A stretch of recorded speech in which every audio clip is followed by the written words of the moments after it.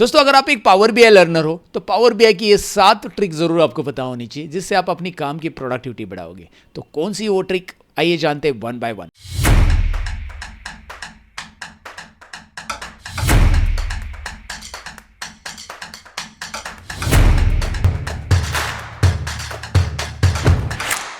Trick number 1, power BI to Excel. भाई Excel से हम डेटा पावर बीआई में बहुत बार लेते हैं, लेकिन इस बार पावर बीआई से डेटा एक्सेल में लेंगे, यानी कि पावर बीआई में जो टेबल है वो एक्सेल में पूरा का पूरा कैसे लेंगे हम जानेंगे। और इसके अलग अलग सिचुएशन होते हैं। बाय द वे मैं आपको बताना चाहूँगा इसके रिलेटेड प्रैक्टिस फाइल मैंने आपको डिस्क्रिप्शन में दे दी है, सेम प्रैक्टिस फाइल सारे ट्रिक्स की, तो आप वहाँ से डाउनलोड करके मेरे साथ प्रैक्टिस कर सकते हैं। तो चलिए शुरू करते हैं।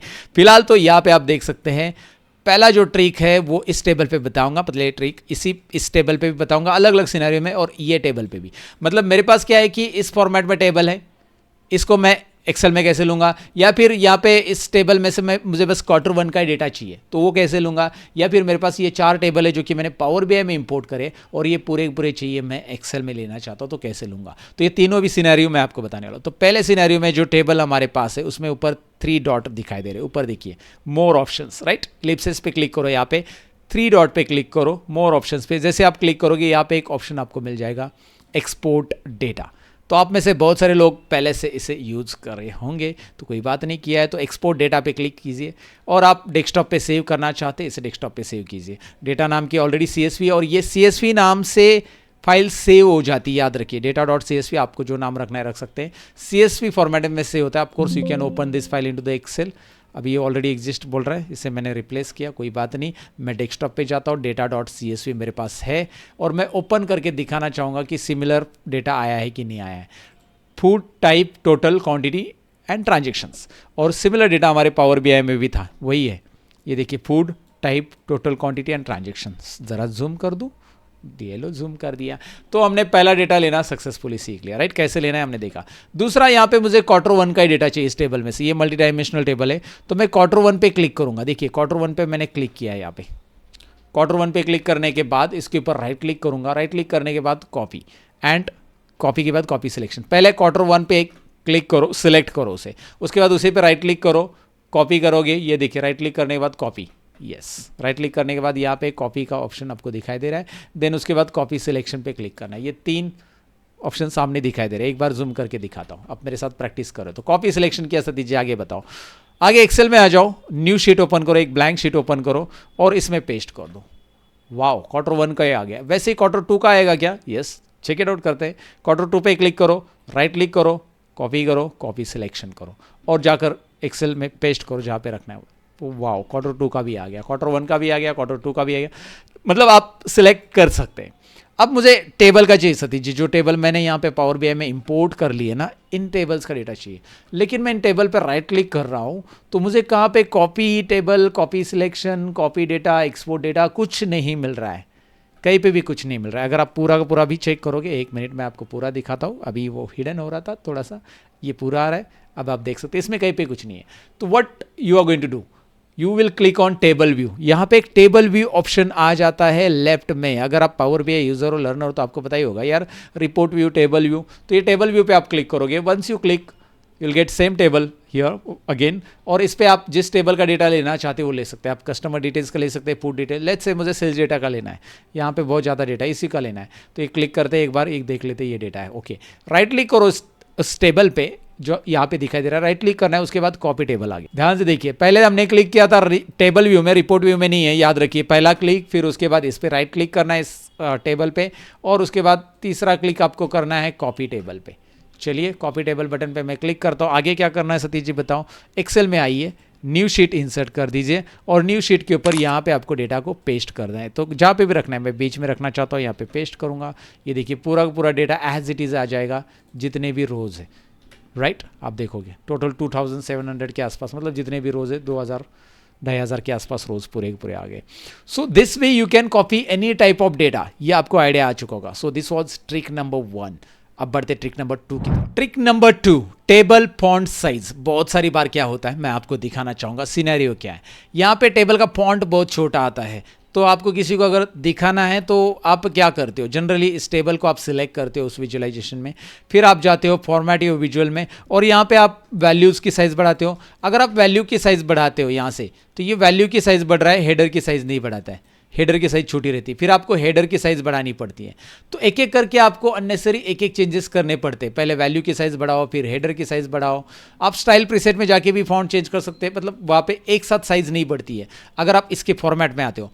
तो ऐसे में अगर आपके पास बस टेबल है, ध्यान से सुनिएगा, बस टेबल है, तो आप क्या करोगे, थीम चेंज कर लो डायरेक्टली, व्यू टैब में क्लिक करो, ऊपर देखिए व्यू टैब में क्लिक कर रहा हूँ मैं। उसके बाद ये छोटा सा आइकॉन जो दिखाई दे रहा है ड्रॉप डाउन, इस पर क्लिक करो, मोर थीम्स में जाएंगे हम। जैसे आप यहाँ पे जाओगे, बॉटम में आओगे, कस्टमाइज करंट थीम, देखिए रिपीट कर रहा हूँ स्टेप, पहले व्यू पे क्लिक किया सतीश जी, यहाँ पे क्लिक किया, एक्सपांड किया, यहाँ पे भी कस्टमाइज करंट थीम। अब इसमें इसका प्रोज और कॉन्स दोनों भी है। कस्टमाइज करंट थीम आप करो, टेक्स्ट में जाओ और उसके बाद यहाँ पे साइज़ बढ़ाओ, तो मैं इसका 14 साइज़ कर रहा हूँ, 14 फॉन्ट साइज़ कितना कर रहा हूँ मैं, 14 करो, 15 करो, 16 करो। अब आप देखो ये थोड़ा सा टेबल की साइज़, सभी कंटेंट की साइज़ बढ़ गई है, इंक्लूडिंग हेडर एंड ऑल।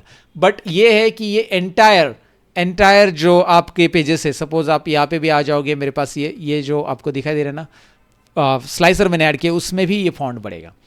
तो अगर आप चाहते हैं कि एंटायर सभी का सभी बढ़ाए तो ये ठीक है, ये याद रखना ज़रूरी है कि सबका साइज़ बढ़ाए। आप बहुत ज़्यादा बढ़ाते हो तो कोई मतलब नहीं, लेकिन जनरली अगर आप टेबल पे ही काम कर रहे हो तो this is going to be useful, instead of applying like बहुत सारे टेबल है और यहाँ पे जाकर आप अप्लाई करते हो तो बहुत टाइम लगेगा। लेकिन अगर आप एक ही बार कर दे तो आपको सेम फॉन्ट यहाँ पे भी फॉन्ट मिलेगा, या जनरली ये स्लाइसर वगैरह जो डिफ़ॉल्ट फॉन्ट रहता है उसमें सब जगह पे अप्लाई हो जाएगा।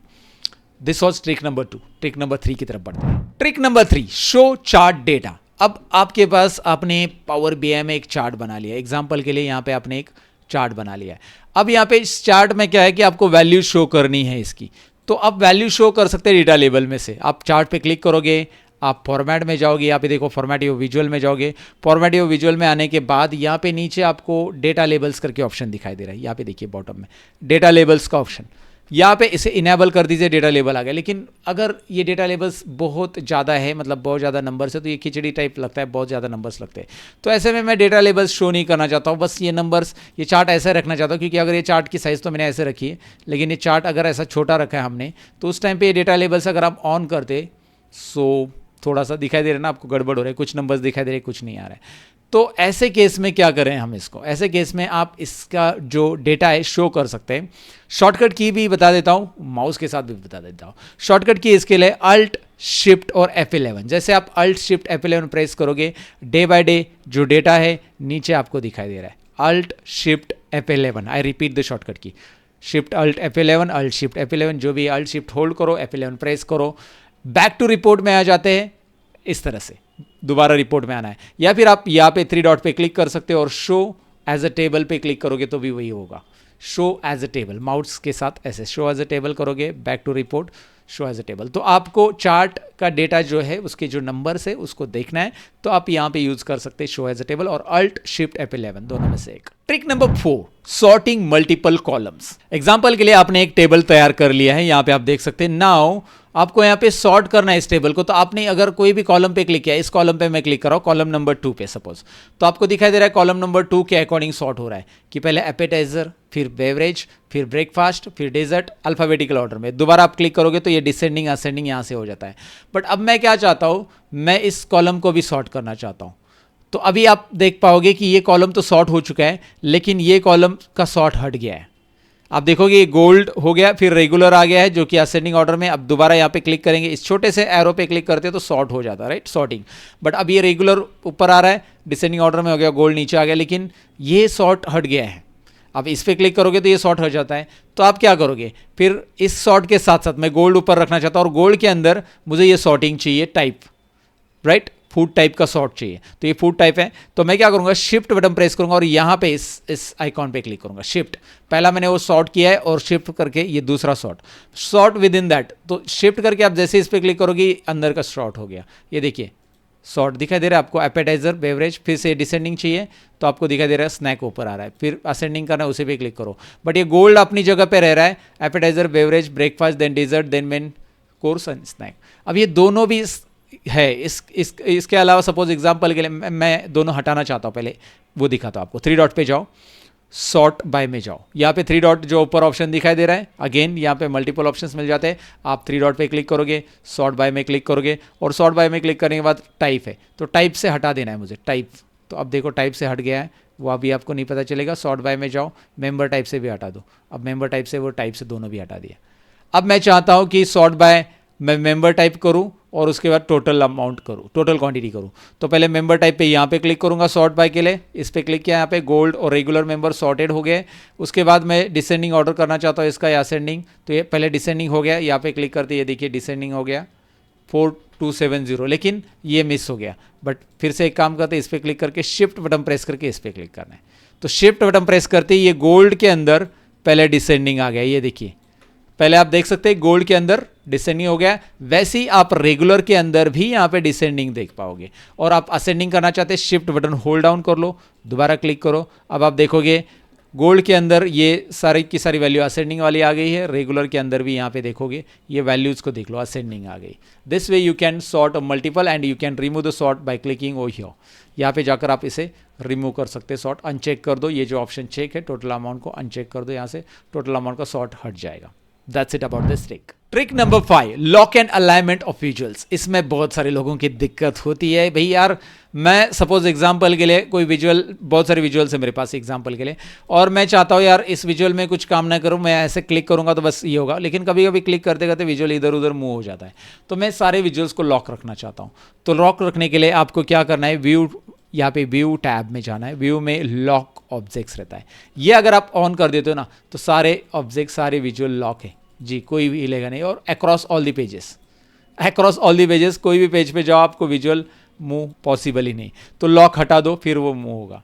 दूसरा अलाइन करना, अलाइन करना एक बड़ी दिक्कत होती है। अलाइन करने के लिए वैसे फॉर्मेट टैब में ऑप्शन दिया गया है अलाइनमेंट का, आपने यूज नहीं किया है तो इसे यूज करना सीख लो, right. Align left, align centre, align top वगैरह सब कुछ ऑप्शन दिया है।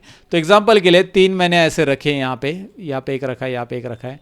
अब मैं इन तीनों को सिलेक्ट कर लूँगा, शिफ्ट 3 कार्ड्स है मेरे। कार्ड्स कैसे बनाते हैं आपको पता है, यहाँ से कार्ड ऐड किया है और मैंने कुछ अलग अलग नंबर ऐड किया है। तो इनको मुझे अलाइन करना है, तो मैं डायरेक्टली फॉर्मेट में जाऊँगा, अलाइन में जाऊँगा, अलाइन टॉप करूँगा। ये टॉप, ये देखो सबका लाइन सेम एक लाइन में आ गए, बॉटम में भी, वैसे तो साइज सेम है तो बॉटम में भी वो आ जाएगा। सो अलाइन टॉप यहाँ पे किया, और डिस्ट्रीब्यूट हॉरिजेंटली ये एक यूजफुल ऑप्शन है।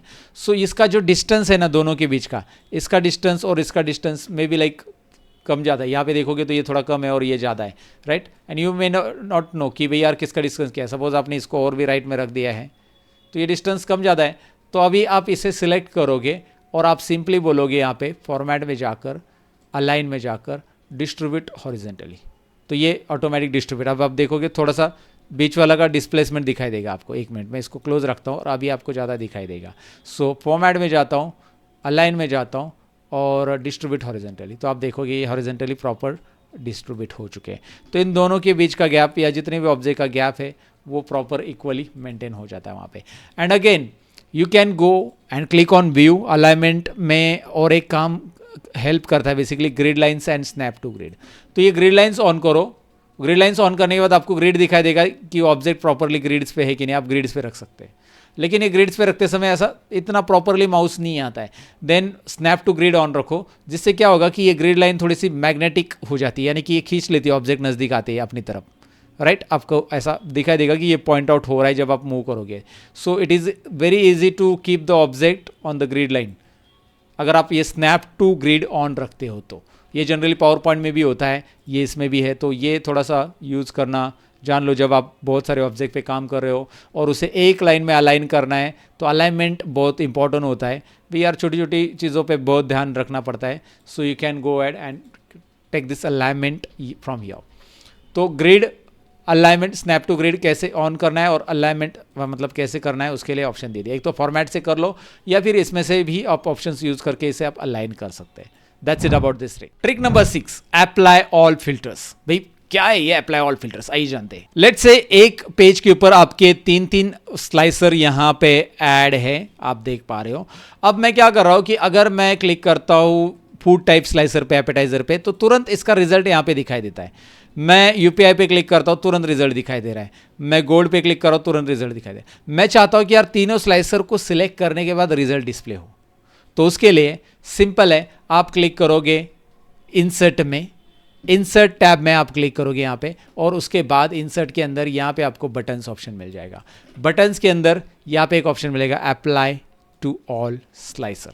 सो click on insert tab, click on button, second option, and then click on apply all slicer. Repeat कर दिया मैंने, अप्लाई ऑल स्लाइसर का एक बटन आ गया जी। डी हाईलाइट ऐसा दीजिए, लेकिन आप इसे जहाँ पे रखना है वहाँ पे रखो। मैं इसे रख देता हूँ, सपोज मेरे पास यहाँ पे बहुत सारा स्पेस, इधर रख देता हूँ थोड़ी देर के लिए।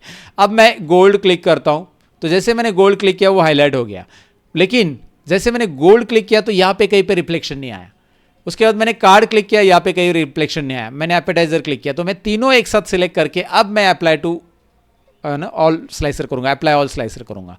तो अब ये अप्लाई स्लाइसर कैसे होगा मैं आपको दिखाता हूं। सबसे पहले करना क्या है, इसके ऊपर माउस पॉइंटर लेके आना है और कंट्रोल प्रेस करके क्लिक कर देना, क्योंकि ये बटन है और ये बटन आपको पावर बीआई सर्विस जब पब्लिश करोगे रिपोर्ट तो डायरेक्ट क्लिक होगा।